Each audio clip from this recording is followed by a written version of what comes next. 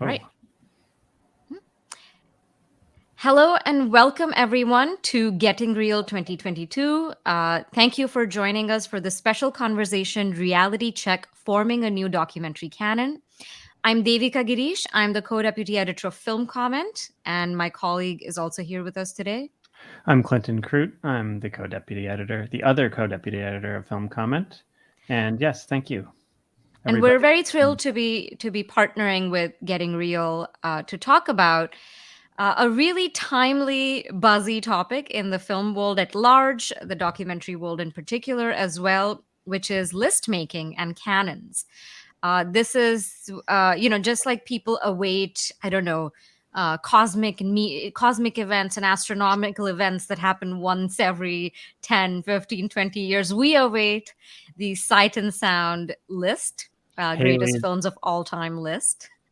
The last one was in 2012, so there's a new one coming out this year. I think we've all already voted, but waiting with bated breath. But of course, list making is something we're all doing every year. At the end of every year, people always find excuses to make lists. So we're going to talk about lists, canons. Should they exist? What is their value? What is their function? Can they be made better or should they be abolished? All those things with a really incredible panel of guests who I will ask to introduce themselves. Let's start with you, Kelli. Hi, my name is Kelli Weston, Dr. Kelli Weston. I'm a film critic and programmer based in Brooklyn. I'm really happy to be here. Girish, can you introduce yourself? Hi, I'm Girish Shambu. I teach at Canisius College, which is a liberal arts college in Buffalo, New York, and I'm the editor of Film Quarterly's online column, Quorum. Emerson?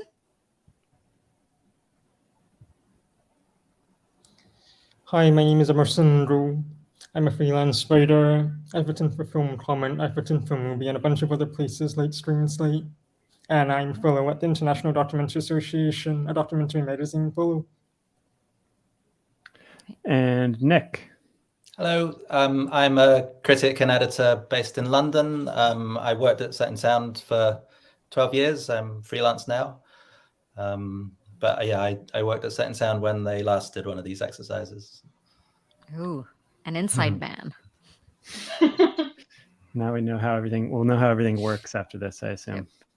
How the lists are made. So let's we wanted to start things off on kind of a positive note, I guess, and ask if not everybody necessarily, but we wanted to talk about a little bit about lists that have had a positive impact on our education, on our cinephilia, lists that have given us access to films that we otherwise would not have encountered, or to, if not films, even outside of the cinema world, music, books. So I don't know if anything occurs to anybody, but yeah, does anybody have any lists that they found particularly formative? I mean, Clint, maybe you can start us off. When we were sort of discussing this panel, you had a couple lists in mind that you found really useful when you were younger, right? Sure. Yeah. I mean, these are both the music lists, but there's things like, as outside of like the Rolling Stone 100 greatest albums of all time or what have you.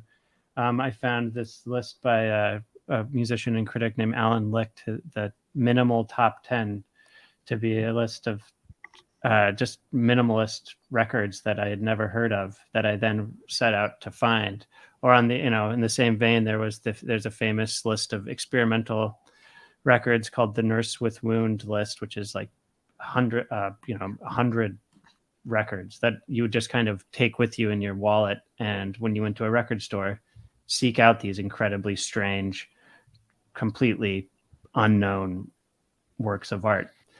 So these are two lists, I think, that have, in some ways, certainly established canons, other traditions, as John Ashbery has put it, but outside of the central tradition, but nonetheless have like opened up doors I think so. I'm not sure if anybody here has experienced something similar, but now's your time to get in a promotional pitch for a good list. Nick? Yeah, I mean, well, anyone's thinking of a better example. I was gonna flag the sort of difference between a canonical list across all time and the end of year lists Devika was talking about that we all make all the time. And I know I can full-heartedly say I'm a fan of as a sort of a reader more than a maker, but across subject areas you know well and things that you don't know so well. I mean, I've always loved catching up at the end of the year with kind of music colleagues, music lists, and finding out what I've missed. And that kind of applies in film too, that it's just it's not pressing the kind of question about hierarchy that I think we might turn to at some point, so much as just a sort of a kind of gathering up at the end of the year, and there's a sort of short time frame on it, but it sort of helps bring some sort of closure and helps you think about things you've missed and what other people have appreciated in the near past. Yeah, I think that makes sense. Yeah, Kelly, go ahead, Emerson. Yeah, I wanted to venture a list not of films, but a list of demands for the film industry that I read when I was in high school. It was written by a film critic, a Filipino film critic named Alexis Teosecco, and it's written in the form of a love letter, not only to a significant other, but also to Philippine cinema. And at the end of that love letter, he has a long list of demands that he would like to see goals for Philippine cinema or for the Philippine film industry. And I think that list is what I would say really inspired me to begin thinking about film critically, what I wanted to get out of film and what I wanted to see in film. So that list by Alexis Teosecco really inspired me. That I would say was very formative for me.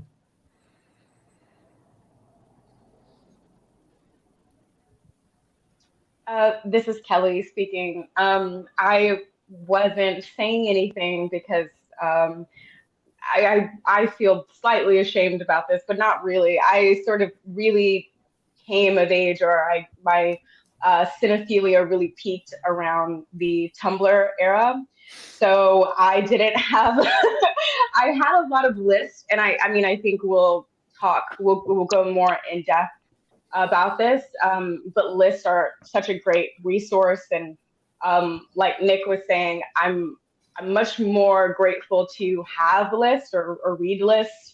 I prefer that than making them. I find the process to be a little bit stressful. But I remember that the Sight and Sound list was always pretty significant. And I don't know how old I was when I found it, but it was certainly, one of those really helpful resources as I was trying to fill in the gaps that I had.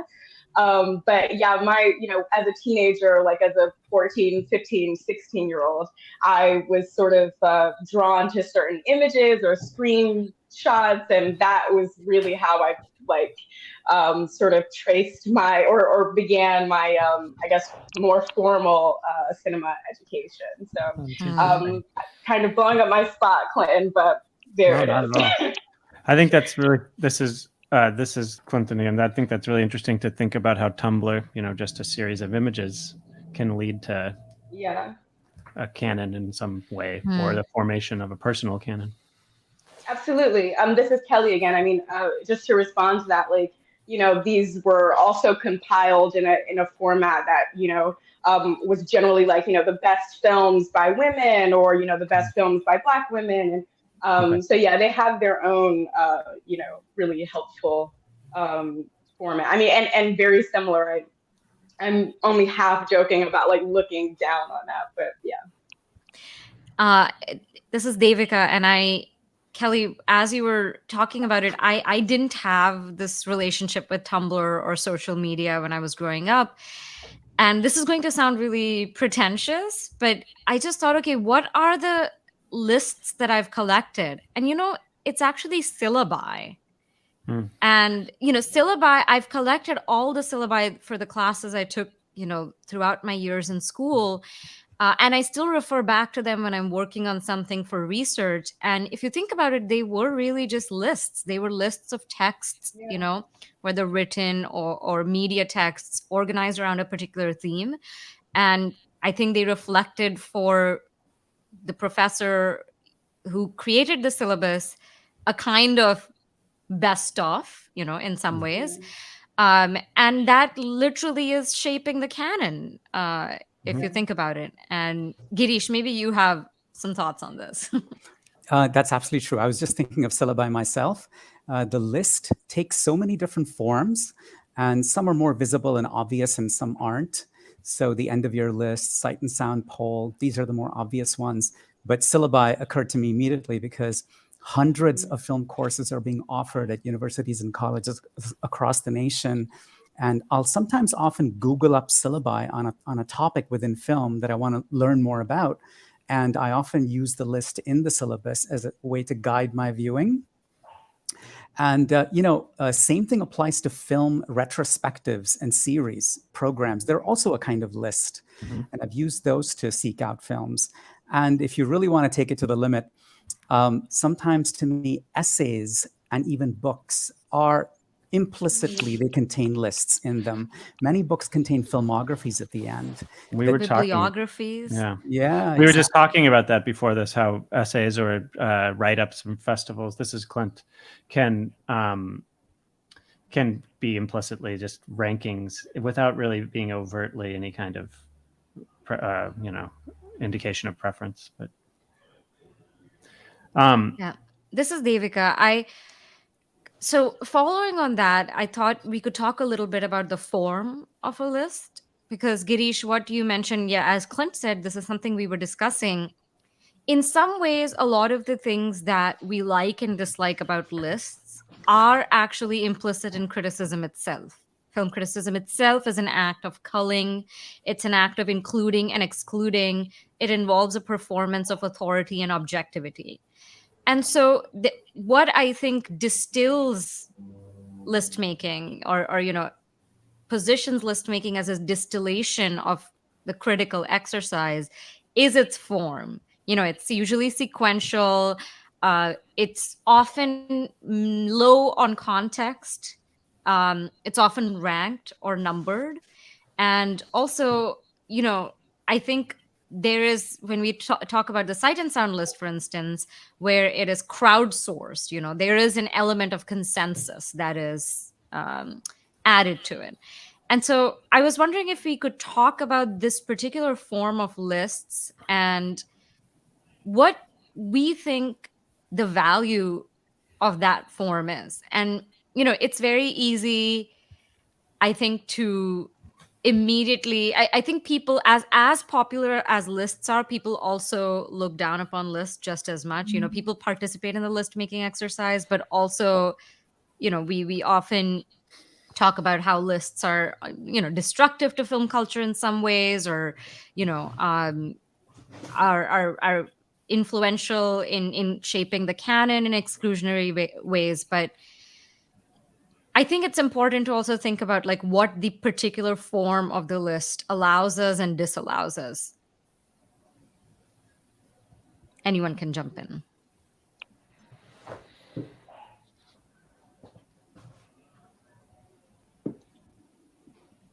Well, I'll jump in. I'm Emerson speaking. First of all, I would say that maybe in addition to the utility of a list as a way to rank things, it can also be a way of committing into memory certain things.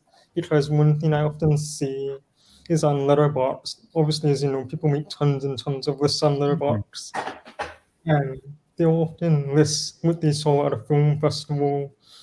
And without even necessarily mentioning it, they'll just list what they saw at the film festival. And I find those lists actually really useful sometimes, because sometimes film festivals, especially smaller ones, take their programs off their website to prepare for the next year's festival. It can be really hard to go back and find what was screened in a certain film festival, especially if it's a smaller film festival. You can find all of those records on Letterboxd, so it becomes a really useful tool for for remembering what was screened, for remembering, what people saw and when. So I think it's an useful function of this meeting as well. This is Girish. I just wanted to say, in my own cinephile life, I think there are two primary categories of lists.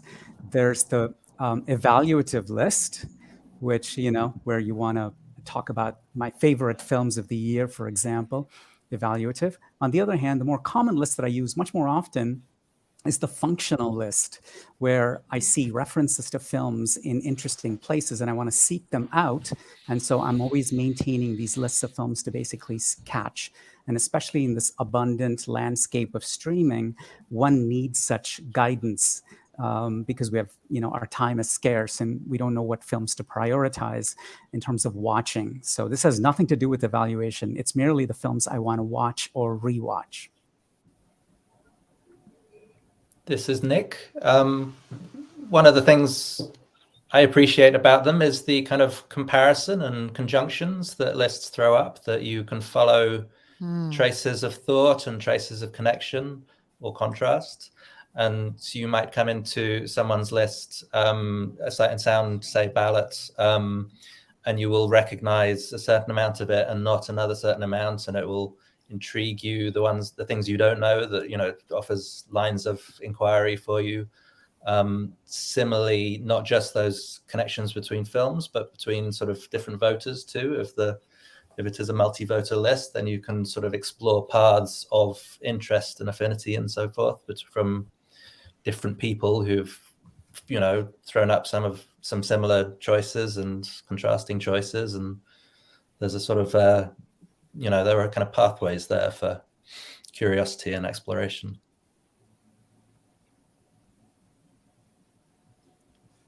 Yeah, this is Devika. Nick, what do you say is quite interesting, because I think the list is kind of distilling criticism into like a database form, which may seem very clinical, but it does allow, like, just as any kind of database allows, it allows you to make unexpected and unlikely connections and spot patterns in a way that you can't without that aggregate form, and that can be quite exciting. I was wondering if we could talk a little bit about the crowdsourced list, the list that represents consensus, which is what the Sight and Sound greatest films of all time list does. And Nick, since you've been in the sausage factory, so to speak, maybe you could start off by just telling us a little about how this list came about, what inspired it and what sort of place it has, according to you, in Sight and Sound's editorial sort of ambitions, but also in film culture at large. Yeah, so this is Nick. It kind of officially began in 1952. There was a sort of pre-list in 1942, a kind of tentative exercise, but 1952 was when the editors of the magazine back then, Penelope Houston, first sort of decided to write some letters to colleagues, I think, in America and Europe, proposing and asking them to do top tens, and putting it all together, and published a fairly cursory publication of that list, which I ought to remember, but it was I think it was probably a Chaplin film came top, and some of the Bicycle Thieves, I think, maybe that was the top one. But anyway, it kind of was popular enough that they decided to revisit 10 years later, at which point it started to become a custom or tradition, and grew from there. And from that second decade, 62, Citizen Kane had come at the top of the poll, and then it stayed there for the next 6 decades and was the unshakable greatest film of all time. So the sort of voting base kind of grew over those decades, and I think from 2002 they started to invite filmmakers to do a sort of parallel but separate poll that used to be sort of same but different. You'd get some intriguing differences of taste, but quite a lot of similarities too. 2012, when I was there, was a year when I think the conversations that have grown even louder since then about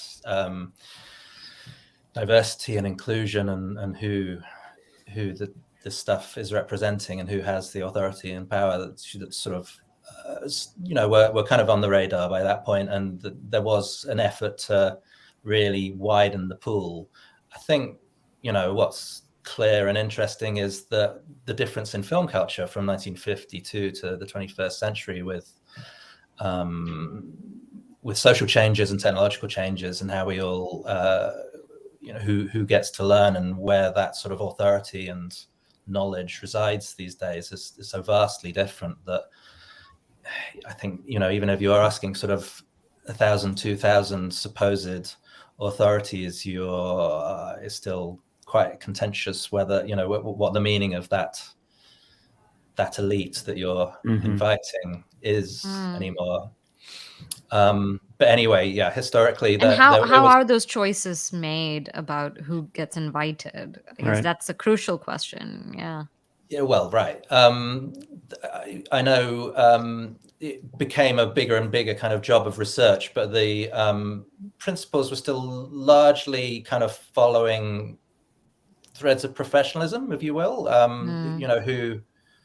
Who is published, who has jobs, who works with film. So it's not.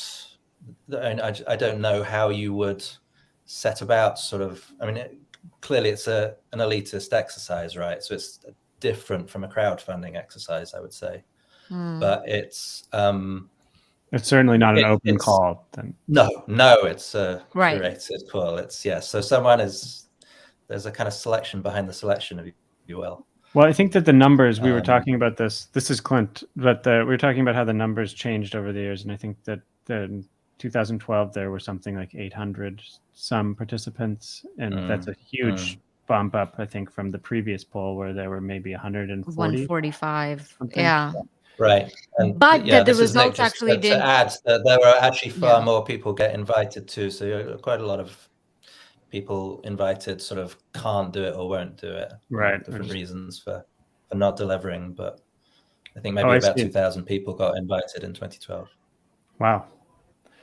But I think correct me if I'm wrong, and this is Devika, that even though the pool expanded hugely between 2002 to 2012, the results didn't necessarily change as dramatically as some may have thought.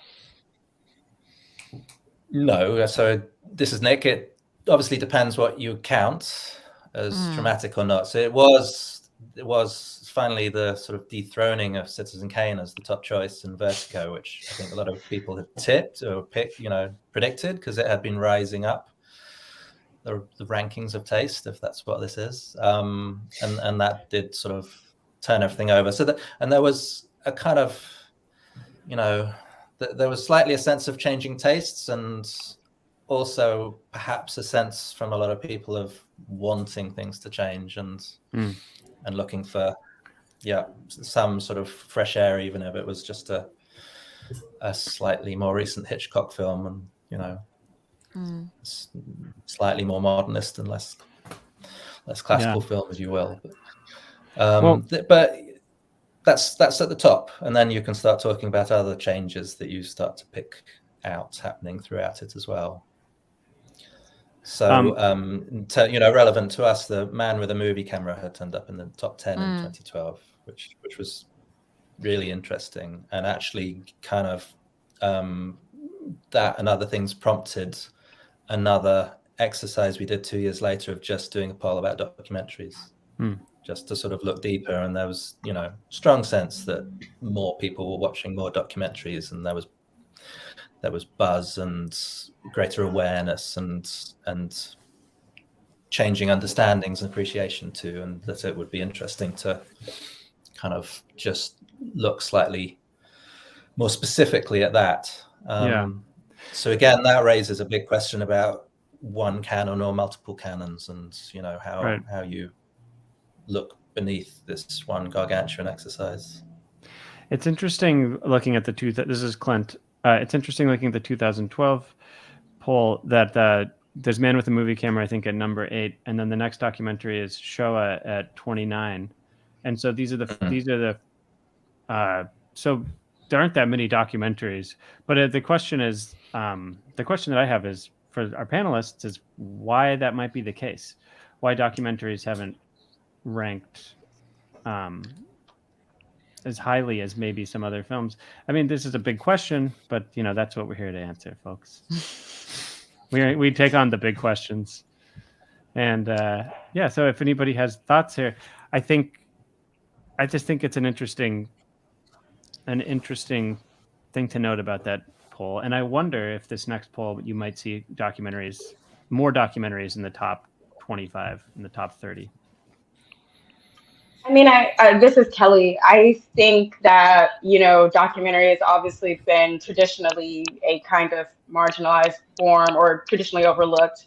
I, hesitate to use these kind of generalized terms, but I think conventionally when people think of a documentary, it is sort of, conceptualized as an educational, it sits in this space that is almost separate from cinema, which really, I think, obviously does it a disservice. I mean, we're all here, I think, because we're huge fans of the form, and we know that it actually takes a lot of craft. It's much more than, I think when people watch it, they're watching like, cinema of the real, and it feels like, you're so immersed in a film that you don't notice that it's being curated. And that in and of itself, to me, it really attests to what's so, in a way, or not in a way, like literally one of the things that makes it really remarkable, that people sort of forget that, in a way you're being seduced. And cinema does that in general, right? Like those bounds of between what you're watching, fantasy and reality are always being blurred. I would be curious too, Quinn, to see how many documentaries make it onto the list this year, because I think there has been a real shift. I mean, I don't want to get into recent, I mean, maybe we do want to get into that, but, there was that piece that was recently published in the Hollywood Reporter about how, documentaries have now sort of gotten flushed with money. But I really do think, even apart from that, that documentaries has become this really fascinating, almost pioneering terrain in recent years. And it's just hugely experimental. There's been a real influx, or maybe it just seems that way. There's been like a real influx of fantastic filmmakers who are really playing with the form stylistically in ways that aren't happening in narrative drama, and haven't really, been seen as often. I hesitate. I would never say that, this is the first time this has been done, but it's one of those things where it feels so much more common than it had been. So yeah, I mean, it's probably like much more than that. That feels like a really crude or sort of kind of like, very obvious thing that, when people think about documentaries, they have this particular conception of them. And I do know of at least one person who will have voted for Shoah. Maybe that's unethical to tell what other people have voted for. So I apologize. You didn't hear that. But as long as you don't name names, it should be okay. Okay. I won't name names. But it is like, it's interesting that those really obviously profoundly emotional series like Shoah, and then Man with a Movie Camera feel like quite classic choices to me. So I know what I speculate without any evidence whatsoever might end up on this year's list, but there's really no way to predict. I feel like I'm just sort of shooting in the dark based on what I know, what I've heard from film festivals, which is not necessarily very reliable. This is Girish. I also wanted to add to what Kelli just said that, the traditional cinephilia has not really privileged documentary as a form that is favored. The fiction feature film is what has been favored by traditional cinephilia, and you really see that. Like, for example, in the 2012 poll, the top 100 films, 96 of them are fiction films. And I'm counting Close Up by Kiarostami as a documentary. That's one of the 4 documentaries, you know? Right. And so that list, the aggregate list, which is actually very different from the individual lists of critics and filmmakers, which I personally find more interesting as a cinephile. But if you look at the aggregate list, that's important too, because it's showing where the majority of cinephiles are, what they're thinking. And it's just heavily marked by auteurism, you know? And I mean, I'm not against auteurism. I'm partly an auteurist myself, but auteurism is also a structure. It's a system, and it results in certain systemic effects. It is a big, you know, like other structures, like capitalism. It's like a big and powerful inequality machine, and so you have, you know, mostly men on that list. There are, in the top 100 films, 2012 poll, there are 98 men, two women. On the 2014 documentary poll, 85% of the documentaries are made by men, 15% by women. Wow. So there are all of these imbalances that come into view when you when you kind of start slicing up the aggregate list. And so I think because of these issues, I think auteurism tends to be mostly interested in films made by men, mostly white, and without a pushback, that system is not going to reform itself. Kind of like capitalism, you know. It's just gonna churn, and it's gonna exercise its exceptionalizing logic, like select a few filmmakers who are exceptions, a select few who accorded the status of auteurs. So I think auteurism has something to do with it. So I think that's where we have like work cut out for us, is how do we fight that? Yeah, this is Clint, but I think that's the Yeah, and I'll jump point in to too as well. This is Emerson speaking. I think it also has to do with the fact that documentaries kind of circulate in a different way at festivals than feature films do. Because on the one hand, documentary films are often made to have like a certain impact, to do something. It's often functional to a goal, which might be to affect change, to get the audience to do something. It might be tailored for a very specific audience and not necessarily intended to play internationally. It might only be tailored for audiences in a certain region. If it does make it to international film festivals, that might be a peripheral concern for a lot of documentaries. And I think this is especially true in the Asia Pacific region. They circulate locally, they circulate regionally, and there's a really strong sense of community in the documentary ecosystem, I think, in Asia, especially at festivals like the Yamagata International Documentary Film Festival. There are so many exceptional documentaries there that never make the leap to the US or Europe, but they circulate really widely in Asia. They're very popular amongst documentary filmmakers in Asia, and there's robust critical discourse about those films in Asia, but it just never comes, it never goes international. So I think it's partly because they also just, you know, they circulate in a different way because of what they're trying to do. What filmmakers are trying to do with documentaries is different from what people who are making fictional features are trying to do. Devika speaking. I think also what Girish and Emerson, what you just said is, you know, it's also making me think of the connection between the marginalization of documentary and the lack of diversity, because documentary has long been a cheaper and more accessible form of filmmaking for people from, you know, marginalized communities. You know, whether it's people of color, whether it's women, you know, whatever the power structure is in a particular place, documentary has been like the tool of the oppressed often. But it's also the form that doesn't really make it to, you know, it doesn't get circulated as widely, doesn't access the commercial kind of framework of cinema. And so I think those factors maybe converge, you know, and when you look at these lists, you see like both those lacunae. And Girish, I know that you were, if correct me if I'm wrong, but you were a diversity advisor for this year's Sight and Sound poll. I was wondering if you could tell us a little about what that entailed. You know, how exactly do you address diversity in a list that is sourced from hundreds of people? Is it just a matter of expanding the pool of voters, or is there something more to it?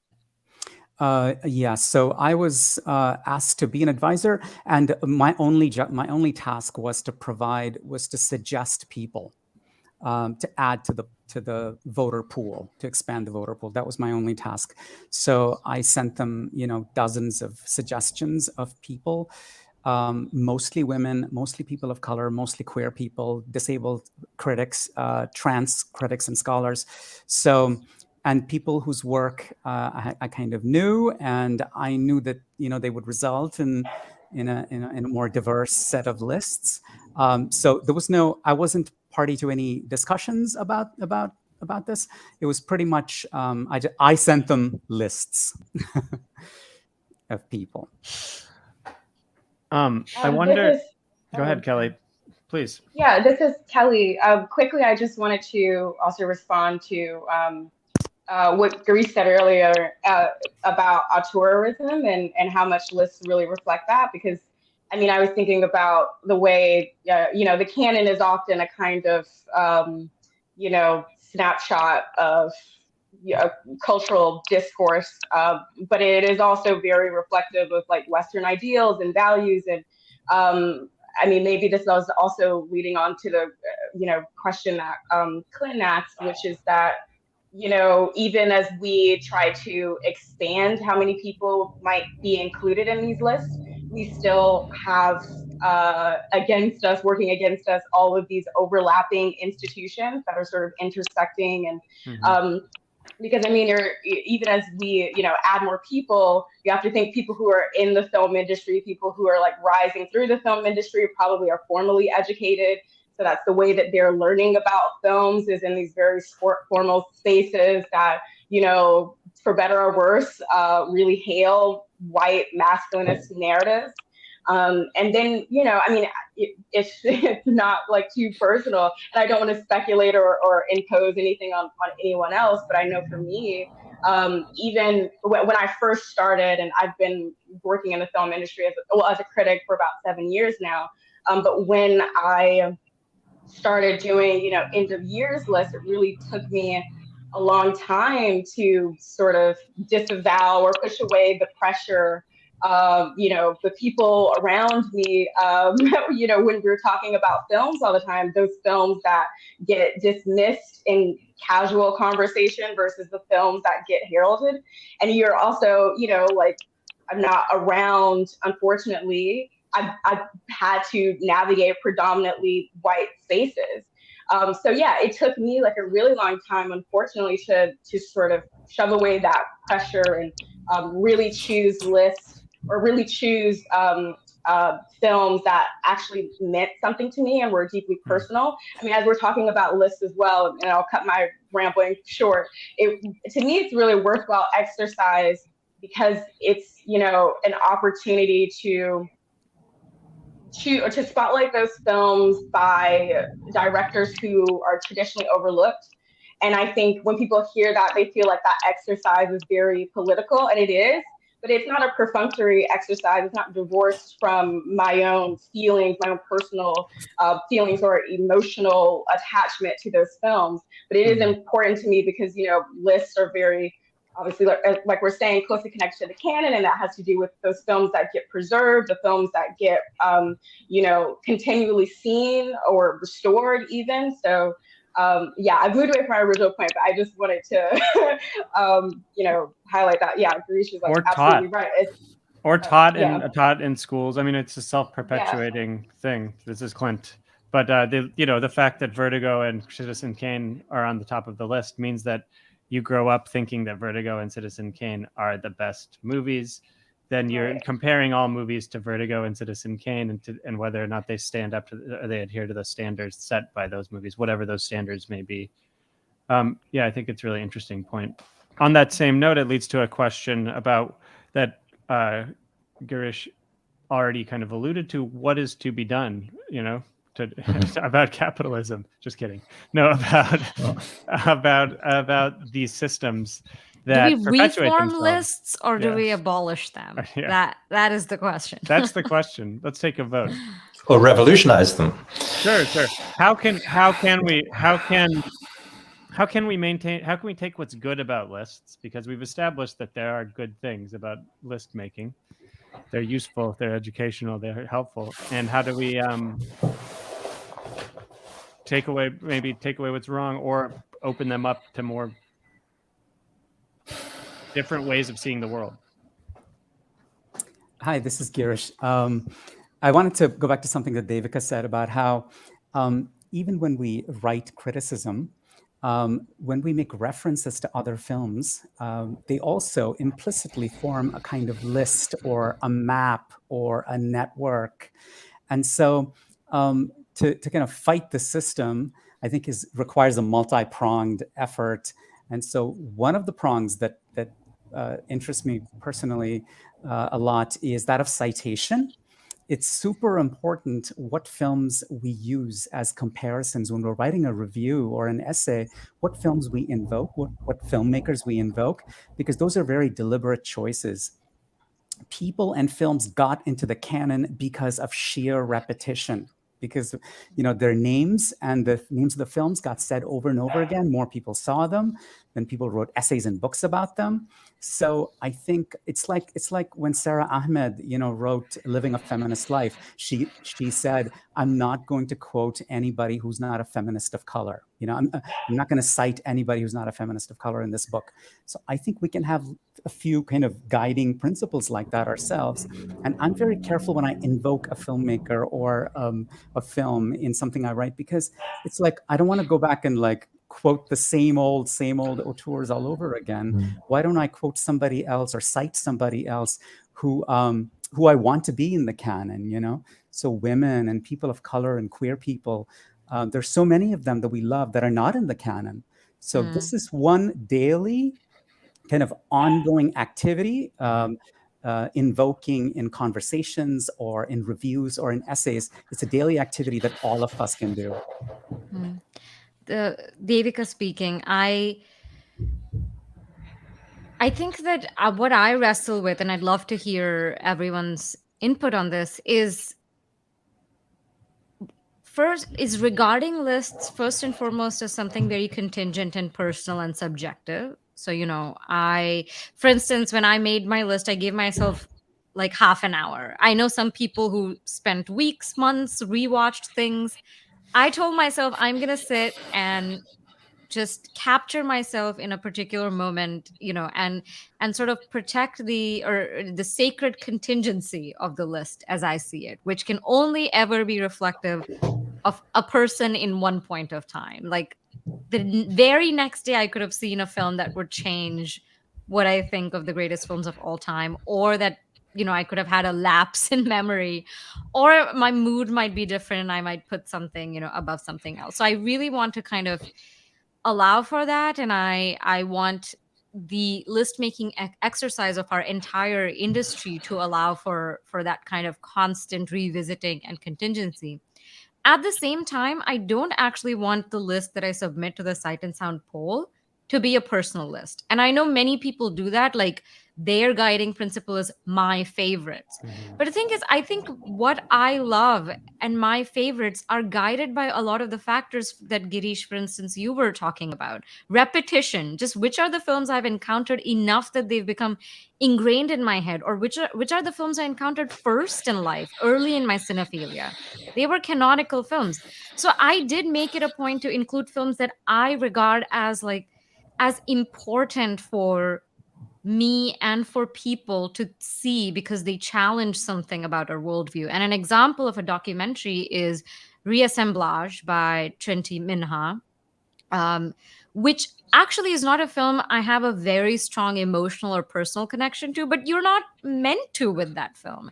And I thought that she is the kind of documentary thinker who needs to be in any discussion of cinema, of the greatest cinema.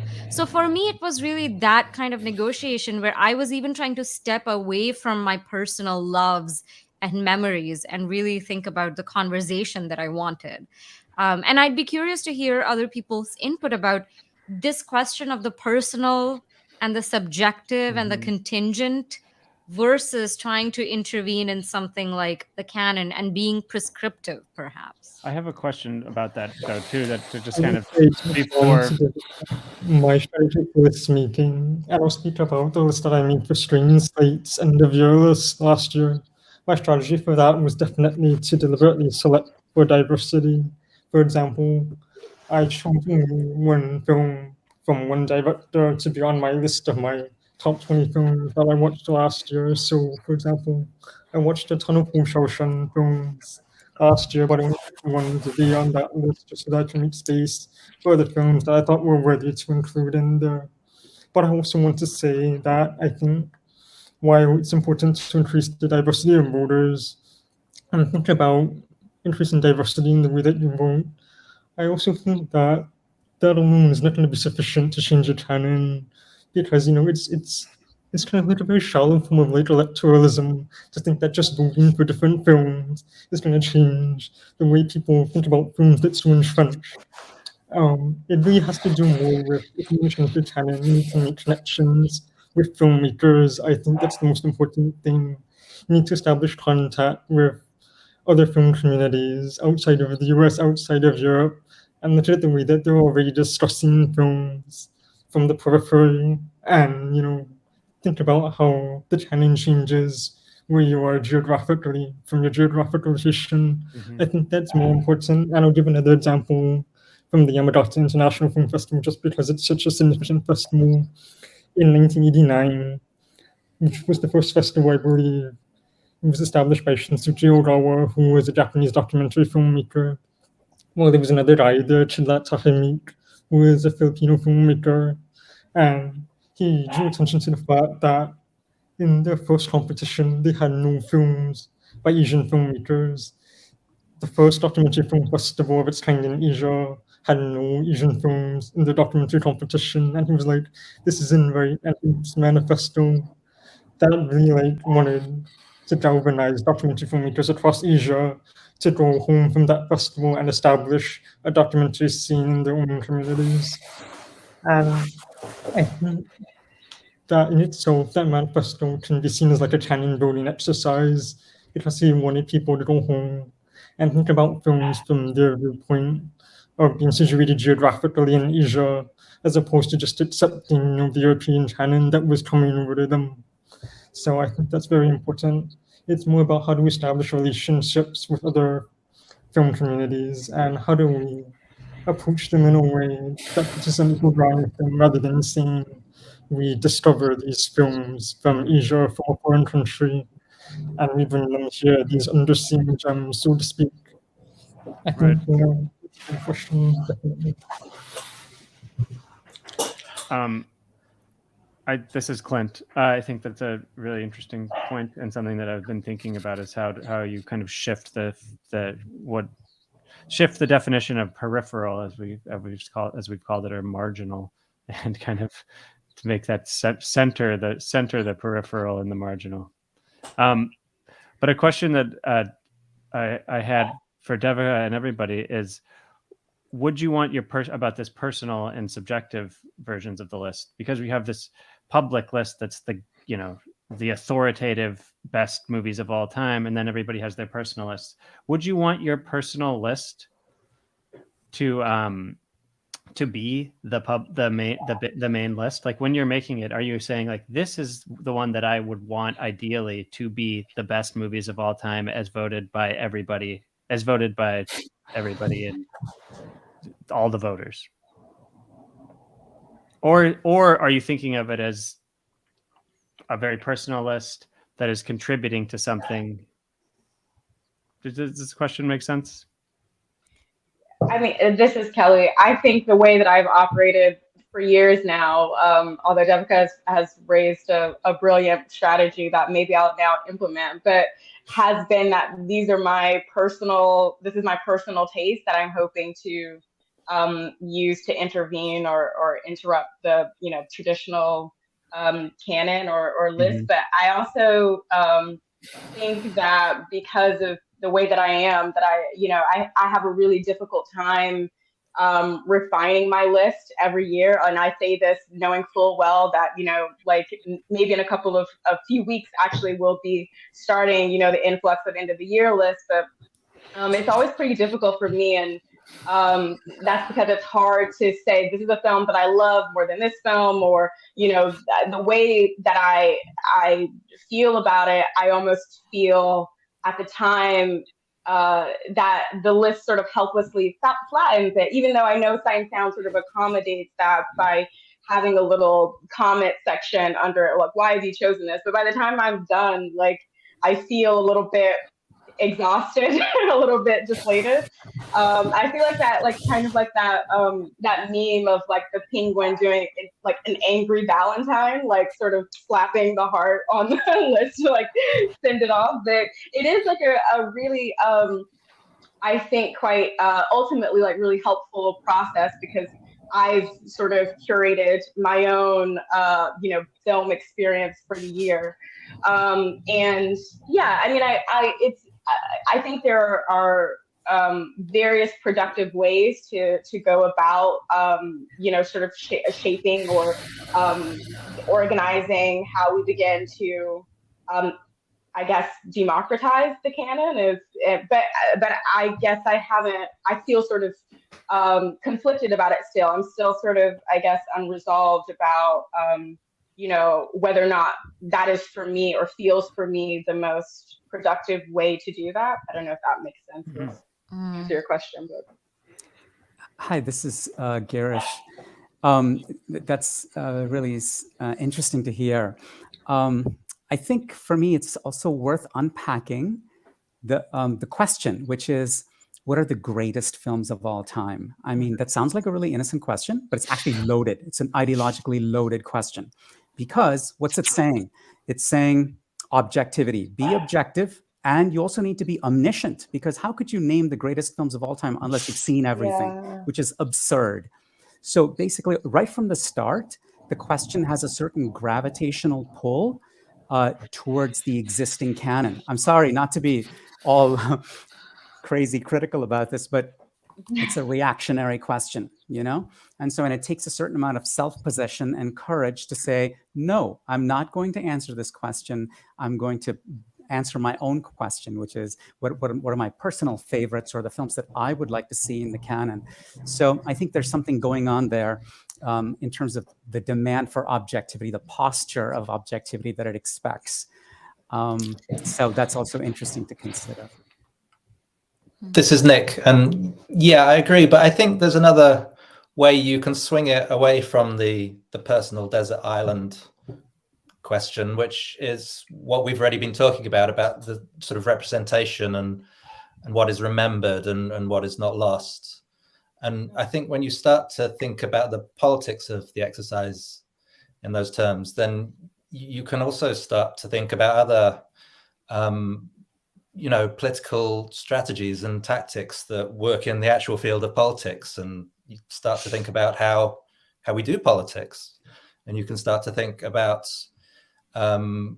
conversations and campaigning and consensus, and how you work with other people to build this thing up. And I think it's quite interesting that we're all assuming or accepting that you kind of go into your own personal huddle to perform this exercise, and then you send off your list, and then you emerge back into the public realm and see what has happened, rather than any kind of debate or deliberation or outreach or working together. And that, if you did take this whole thing as a bit of a game in a political way, then you could think in those terms too about kind of pre-conversation and collaboration and trying to move the dial, but in working with other people.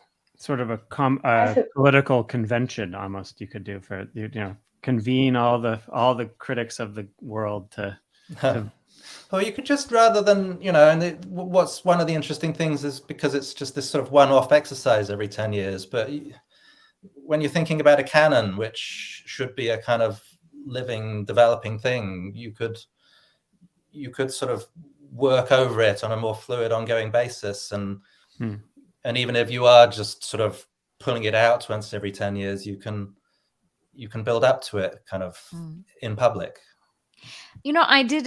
This is Devika, and I know that there were people were debating, especially online amongst their own circles, wondering whether it would be more valuable to vote for one thing over another because it would one of those choices would actually have a chance in the poll or could break into the top 10.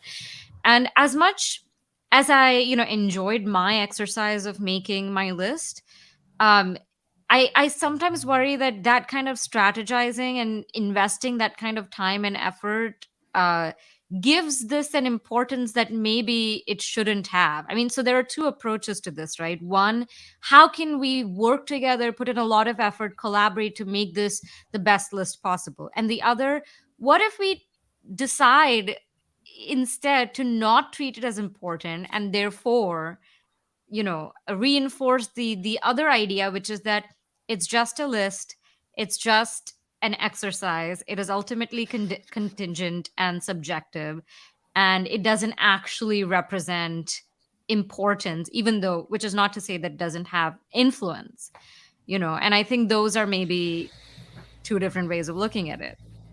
Kelli, I cut you off earlier, so you should chime in. No, that's fine. I mean, I guess this is Kelli speaking. My approach to lists is inextricable from the way that I approach criticism, which is that for me, it is ultimately fundamentally a subjective art. I don't feel as though my authority is in my sentences and in part my education, my knowledge of cinematic history. But ultimately, when I'm writing film criticism, I'm saying this is what it is like to sit beside me in a theater, and this is how I approach films. And so I guess I suppose picking up off of what Nick said, and hopefully I'm not misunderstanding you. For me, I think it would be impossible to divorce what is personal from political. And so my experience of films and my love of films are innately tied to my identity, which is politicized. And so I think I just feel as though, I guess and maybe this is going to sort of overlap into your question, Devika, which is that I would love a way to, yes, reduce the significance, or maybe not reduce, but, sort of make it so that list is an exercise or a project that is much more collaborative and much more, obviously it is collaborative the way we're talking about it, but in a sense, I guess, much more or less elitist, and so much open to like to reduce its influence. I mean, open to a irreverence. And I think there are other ways that we can sort of shape the canon. I mean, I was thinking about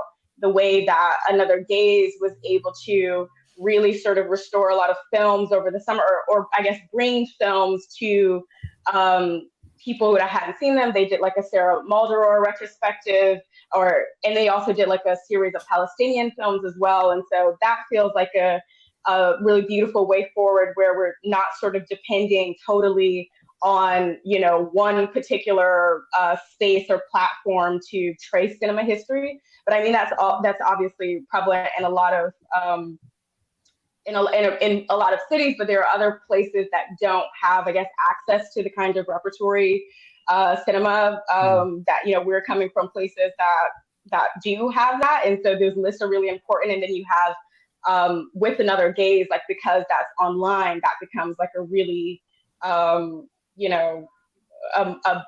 much more broadly spread way of introducing people to film. Mm-hmm. This is Girish. I totally agree with what Kelli just said, and I can think of a couple of other examples that were along the same lines. One of them is this amazing series, Tell Me, that was curated by Nellie Killian for Metrograph, and then it's now playing on the Criterion Channel. And so many of the films there are films, they're all films by women, and they're mostly short films And because they're shorts, they've not found, the kind of circulation, the wide access that you want them to have. But so many of those films are just flat out masterpieces. Films like Janie's Janie and Soft Fiction and Betty Tells Her Story and Suzanne by Camille Billups. I mean, these are just amazing films, gobsmackingly good. And then I'm watching them saying, why doesn't the world know about these films? So I think a series like that, or this recent and wonderful retrospective curated by Erica Balsam and Hila Peleg, and the accompanying book from MIT Press. And it's right there. I don't know if you can see it. That Devika wrote. That Devika wrote a wonderful essay for, and and those films look. Oh yeah, there it is. There it is. It's amazing, the book, and I've not seen most of the films, and I'm dying to see them. I don't know how to do that, but I think we exactly need these kinds of counter models of circulation and access for these films, which are non-standard because they're either shorts or they're low budget, they're made by marginalized people, and thus didn't have the kind of circulation that they should have. Yeah, I mean, this is Kelli speaking. I want to say we're talking about documentaries, and obviously documentaries are definitely overlooked or have been for a really long time, but we don't talk about the disrespect that shorts get. I remember, around the time— Short documentaries. I mean, people are missing out.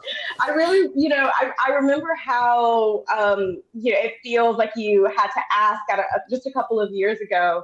I remember when I saw America, it was such it's a short film by Garrett Bradley, but it felt like a really, you had people sort of hemming and hawing, people at publications, about whether or not we got to include it in the end of the year list. And I think also that's so much to do with how do people see these short films? Where would they be able to watch them? So I know it's much more complicated than just people are like, we hate shorts, but. Yeah, and I want to talk a little bit more related to what Kelli said about her taste reflecting her personal identity, because for me, list making is a really thought process, because sometimes when I see people put on list films that they see at festivals, I feel a little left out for two reasons. One is I'm not in a big city like New York or Toronto or Los Angeles. I'm in Honolulu, but we don't really have a lot of the repertory screening opportunities that you folks have.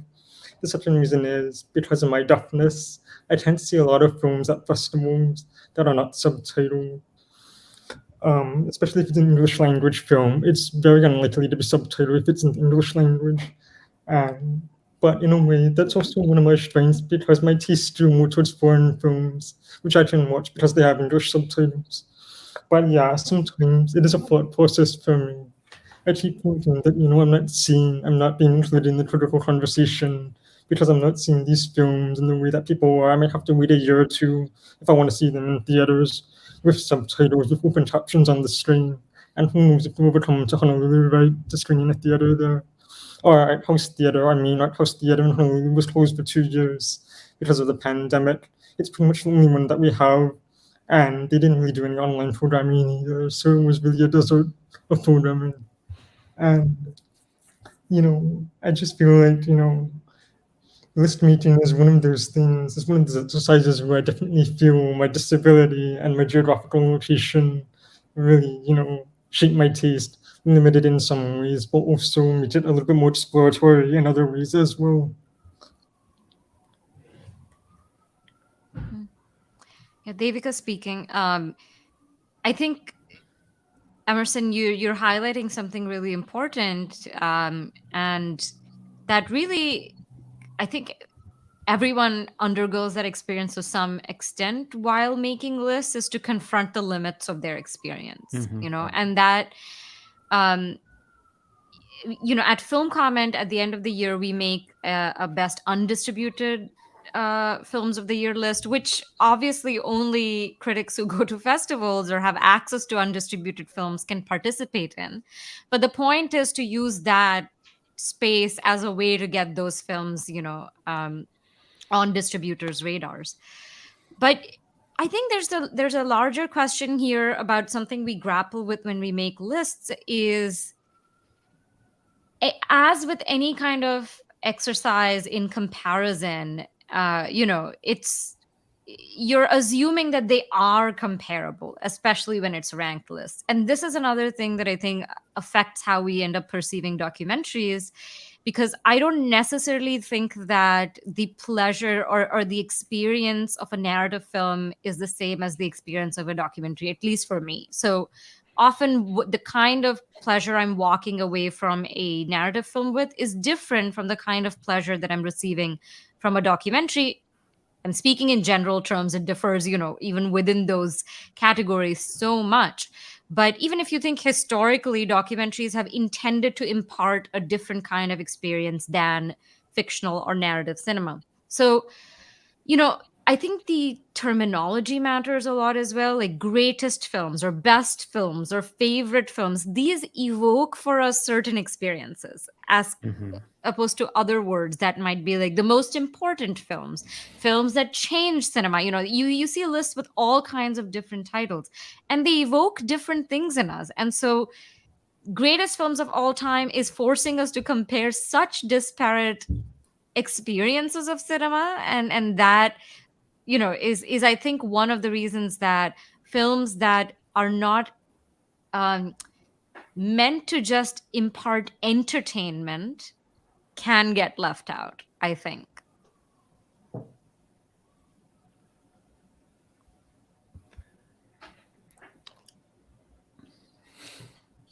Any responses? Yeah, this is Nick. I was going to bring that up a little earlier, actually, when we were speculating why documentaries didn't perform more strongly in this poll. And I think a lot of these things start to tie together. But I think when people either come at the question through that auteurist lens we talked about and start sort of looking for great craftsmanship and artistry and vision and an ability to forge a polished, pleasurable, awesome movie, or when they come at it from the sort of desert island disc of just the personal favorites list, and then the question of pleasure comes into that too. And I think that that's bound up with the sort of escapism that almost by definition you lack in documentaries, that the movies that people do want to go back to time and time again, and there's a certain pleasure, and some of that pleasure is from the escapism of a fictional film. So that also shuts out the documentaries. This is Girish. That's a fascinating point you make, Devika. I think if we truly think in terms of a difference and variety of experience, you can also find that between narrative films. I mean, it's such a different experience to watch, a silent film by Fritz Lang versus a Hou Hsiao-hsien film or a Lucretia Martel film. They're so different. And also a film like the new Laura Poitras film, which is so strong on narrative and just it's such a suspenseful film, in addition to being all the other moving things that it is. I think all of these films are just impure. These are impure objects containing, it's just an admixture of various narrative techniques, stylistic techniques. And so one wonders, what is it that unites them together? And what is the single cinephilic pleasure that we get from them? It's a very interesting question for somebody to theorize about and write a book about. Right. This is Clint. Nonetheless, there will be a new Sight and Sound poll released imminently. Is that correct, Nick? Yeah, maybe. Everything works out. Everything works out. So I wanted to... fairly confident it would happen before the end of the year, because that's the time frame. Okay. Yeah.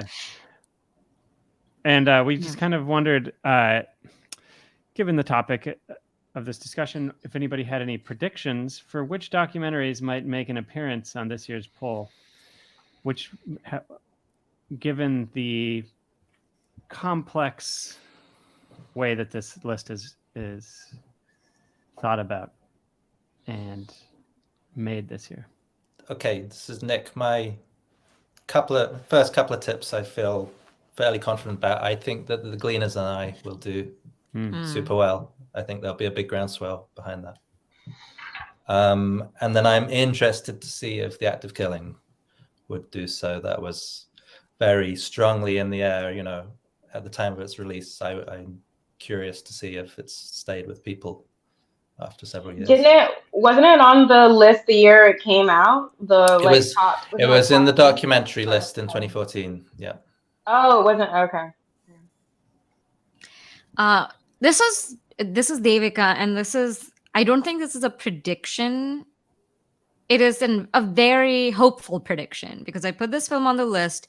It's had a resurgence in the last couple of years. Handsworth Songs.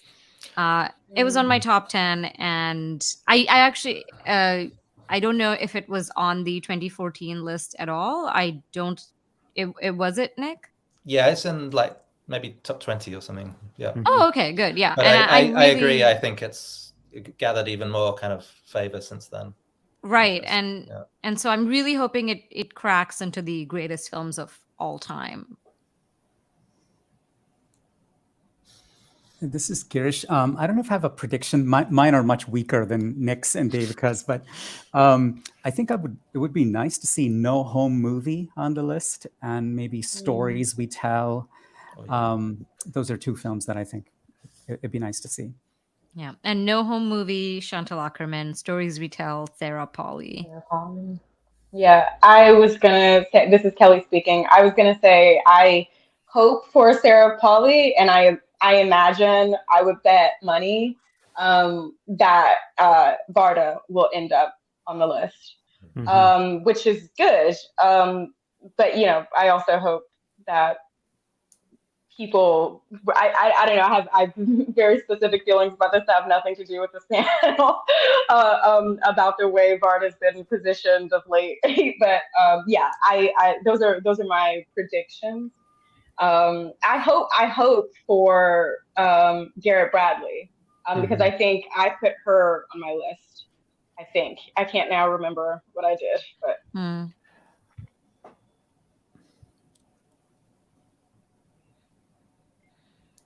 Emerson? Oh, I would say, this is Emerson speaking. I don't know if I have any predictions. I don't know if I have enough experience to make any, but I would say, just in the realm of, you know, things that I've seen, I think Wang Bing will really hold his own place on the list, and possibly even move up in the ranking, because I think there's been a lot of interest in his work over, I think, the past decade. I think maybe another person that could potentially end up in higher places, because I haven't really checked out the 2014 list in depth. I don't know if he's on there already. Is Jia Zhangke, his documentaries. I think they're starting to get a little bit more respected, and, you know, being put on the same level as his fiction films. I think those would be my predictions, I think. Okay, well, I guess it's I'm the last. Wait, did everybody make our prediction here? It's up to me now. So I as much as I wish that Wang Bing would be my prediction, I'm going to coldly take the gambler's mentality, and I'm going to predict that something like Grey Gardens. So totally basic. This is just my. I'm looking at this list. This is what I think is going to be on the list. Yeah.